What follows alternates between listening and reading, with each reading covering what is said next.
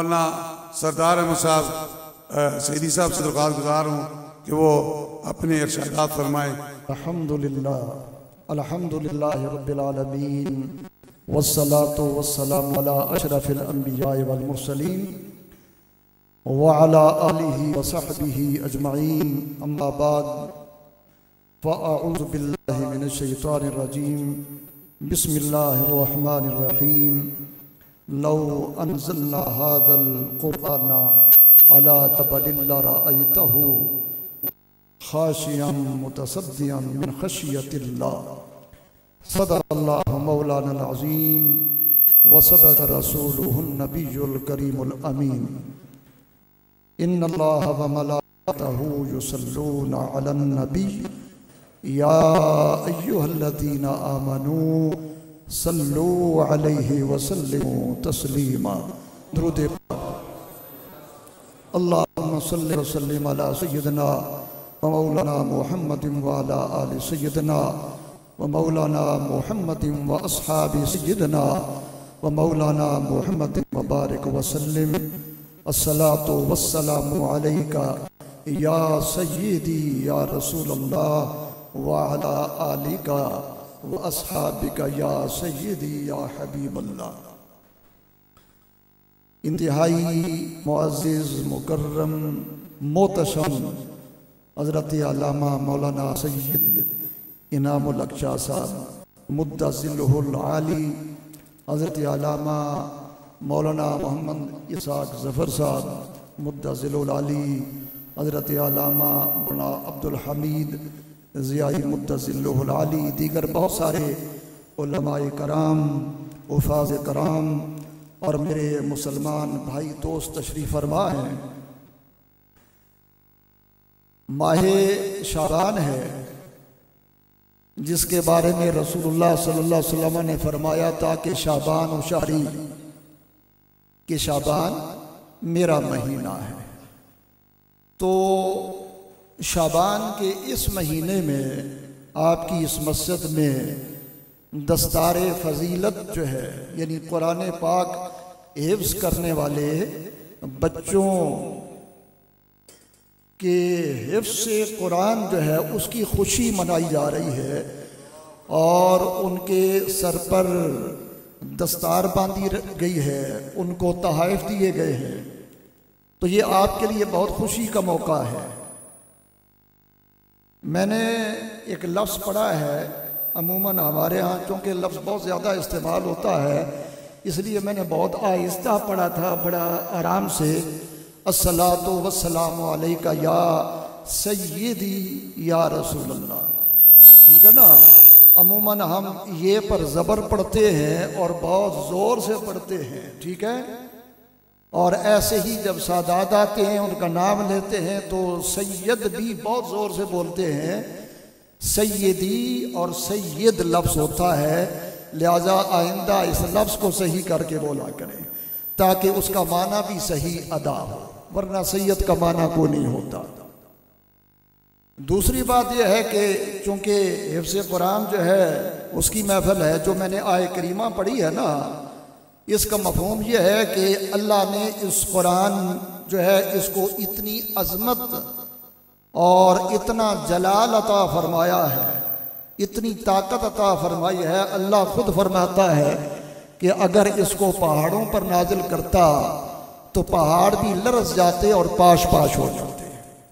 اتنی جلالت ہے، اتنی عظمت ہے، اتنی پاور ہے، اتنی طاقت ہے، لیکن اللہ رب ذوالجلال نے یہ قرآن رسول اکرم صلی اللہ علیہ وسلم کے پاکیزہ سینہ اطہر جو ہے اس پر اتارا، اور پھر ان کے وسیلے سے امت محمدیہ کے بچوں کو یہ طاقت بخشی کہ ان کے دل بھی اتنی جلالت اور عظمت والی کتاب کو اپنے اندر سمو سکے۔ یہ جو ہے یہ اسلام کی اور رسول اللہ صلی اللہ علیہ وسلم کی عظمت ہے۔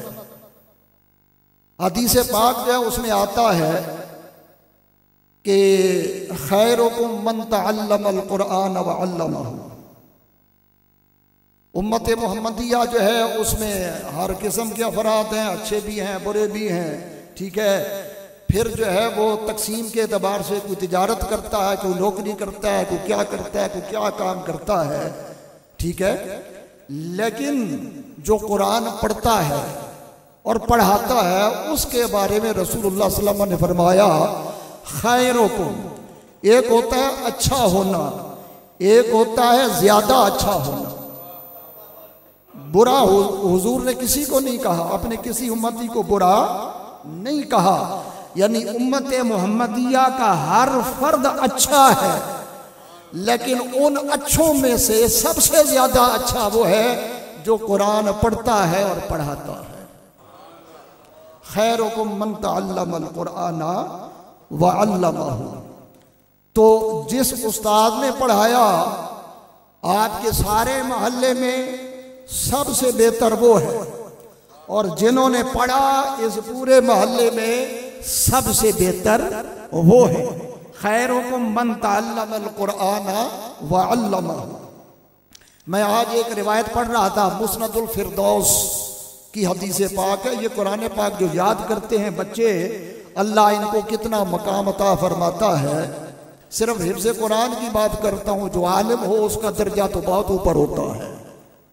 کہ مسند الفردوس حدیث پاک کی یہ کتاب ہے، اس کی روایت ہے کہ جو قرآن پاک حفظ کرتا ہے وہ اسلام کا علم بردار ہو جاتا ہے.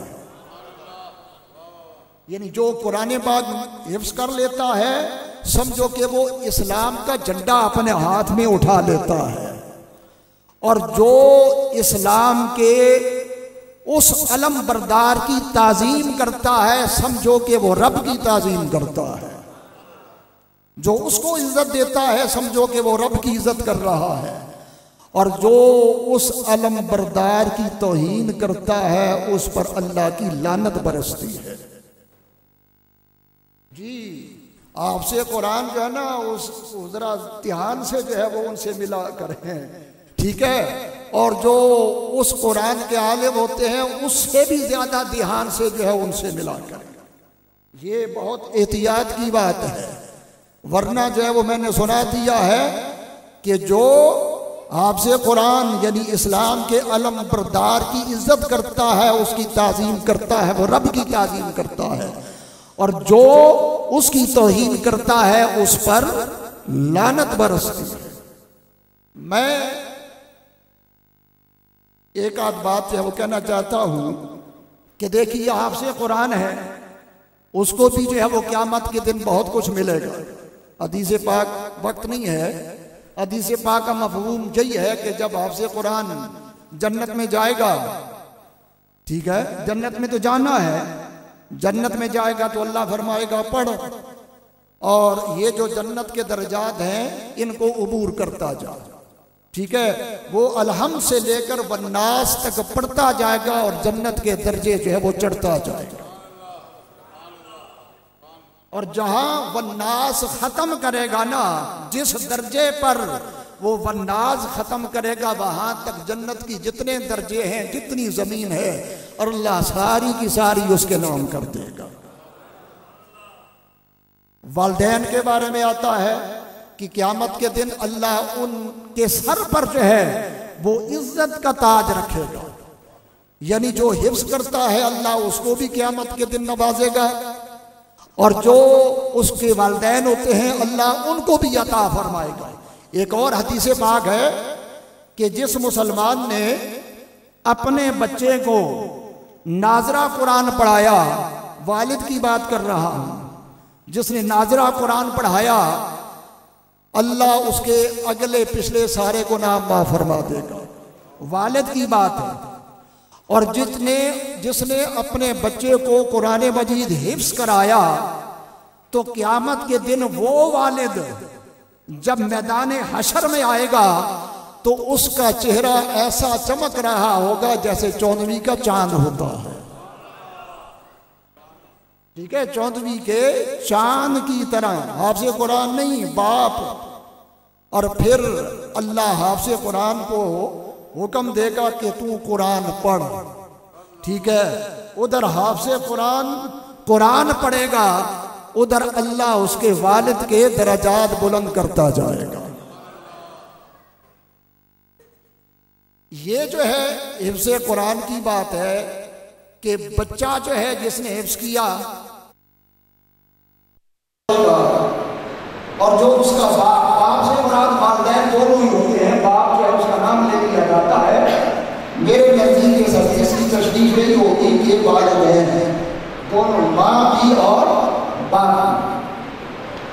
اچھا ان کو بھی جو ہے وہ قیامت کے دن انعامات اور اجر مل گئے، بچے کو بھی مل گئے۔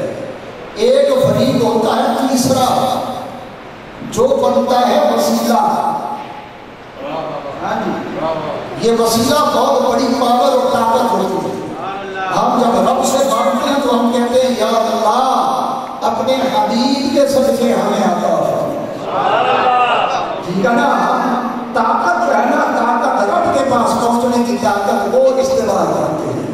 یہ وسیلہ جو ہے یہ بہت بڑی چیز ہوتی ہے۔ بچے نے قرآن حفظ کرنا ہے، استاد ہے اس نے حفظ کرانا ہے، باپ نے جو ہے وہ بچے کو حفظ کرانا ہے۔ تینوں کو ضرورت ہے اس جگہ کی، اس مکان کی جہاں باپ بیٹے کو داخل کرائے، بیٹا وہاں داخل ہو۔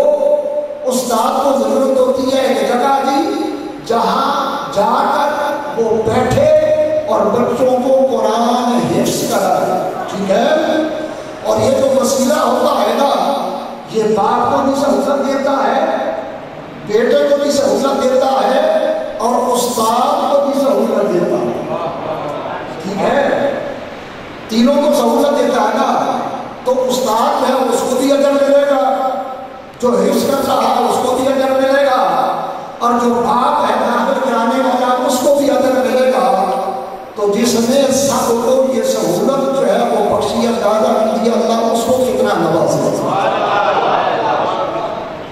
میں اس کی اور مثال دے دیتا ہوں، موٹر میں سیاسی بات نہ سمجھنا، مثال کے طور پہ ایک آدمی جو ہے موٹر میں پر آتا ہے، اب موٹر میں یہ جو حفظ کر رہے ہیں نا یا حفظ کرا رہے ہیں ان کو آپ گاڑیاں سمجھیں، ٹھیک ہے؟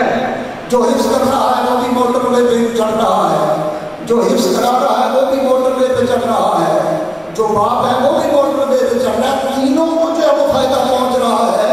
تو بھائی جس نے وہ موٹر وے بنایا ہے کیا اس کو اللہ فائدہ نہیں کرتا؟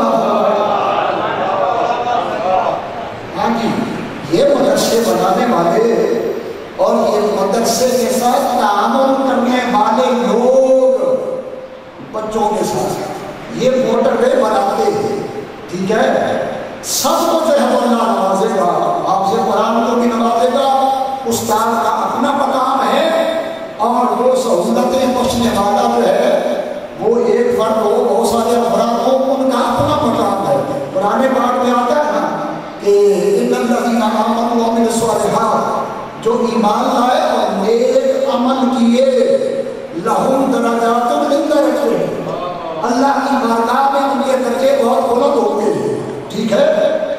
تو بھائی نیک عمل کرنے والے کا درجہ جو ہے وہ اللہ کی بارگاہ میں بلند ہوتا ہے۔ تو جو ایسا مقام، ایسا مدرسہ، ایسی جگہ بنا دے کہ جہاں جو بھی آتا ہے صرف نیکی کے لیے آتا ہے، وہ مدرسہ بنانے والا جو ہے اس پر اپنی بارگاہ میں کیا بنے۔ تو سامعین محترم، چونکہ مدرسین جو ہے ان کا انتظار ہے اور آپ ہم اس کے لیے بیٹھے رہے، مجھے جو ہے وہ حضرت علامہ مولانا عبدالحفیظ زئی صاحب نے جب وہ فرمایا تھا کہ 10 منٹ جو ہے وہ گفتگو کرنی ہے، تو میں نے اپنی سمجھ کے مطابق جو ہے وہ گفتگو کر دی ہے، ورنہ یقین مانیے حافظ قرآن اور قرآن پاک کی خدمت کرنے والے اور علم کی خدمت کرنے والے جو لوگ ہیں ان کا اگر مقام مرتبہ بیان کیا جائے اور قرآن مجید ہے اس کی اہمیت رسمت بیان کی جائے تو وہ تو بہت وقت کا متقاضی ہے۔ 12 نے جو حکم دیا تھا ان کے حکم کے مطابق جو ہے وہ میں نے تھوڑی سی گفتگو کی ہے، ان کو میں بہت زیادہ مبارکباد پیش کرتا ہوں۔